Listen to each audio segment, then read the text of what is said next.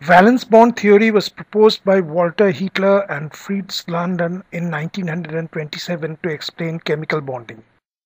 It tells that chemical bonding occurs by overlapping of half-filled valence shell atomic orbital of two atoms. Let us consider the bonding of two hydrogen atoms, which is the simplest example. At this position, the energy is zero. As the internuclear distance comes down, overlapping of orbitals happen. The area where overlapping has occurred, there is an increase in electron density which bond the nuclei of the atoms, making it stable. It becomes most stable here, where the attractive force and the repelling force between the nuclei and the electrons present in the atomic orbitals cancel out each other.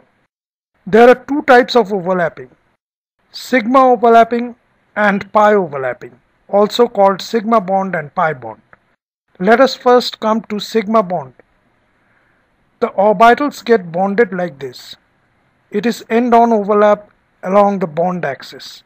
Now let us view them along the bond axis like this. What do you see? Each one of them look like which orbital? Yes, they look like s orbital. And what is Greek counterpart of s? It is sigma.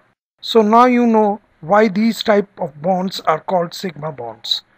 These type of bonds are strong and the bonded atoms are free to rotate about the bond axis.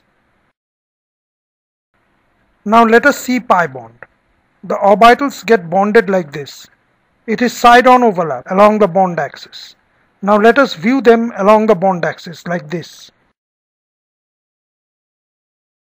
What you see? Each one of them look like p orbital. And what is the Greek counterpart of p? Yes, it is pi. This is the reason for calling them pi bonds. Pi bonds are weak, and if the bonded atoms rotate about the bond axis, the pi bond breaks. For polyatomic molecules, the valence bond theory was improved by Linus Pauling in 1930. The sequential steps before formation of polyatomic molecule are as follows. First, electrons of valence shell of the central atom are promoted from a lower energy level to a higher energy level orbital. After this, we are left with three types of orbitals in the valence shell: fully filled orbital, half-filled orbital, and empty orbital. The half-filled orbitals are of two categories. One category is involved in sigma bonding and the other is involved in pi bonding. But still the bonding do not happen. The next step is called hybridization or mixing of these orbitals. The fully filled orbitals and the half-filled orbitals that make sigma bond take part in hybridization. Remember that the orbitals involved in pi bonding do not take part in hybridization. And how do you know how many of them will be involved in sigma bonding? This is very easy. The number of atoms which bond with the central atom will be equal to the number of half-filled orbitals involved in sigma bonding.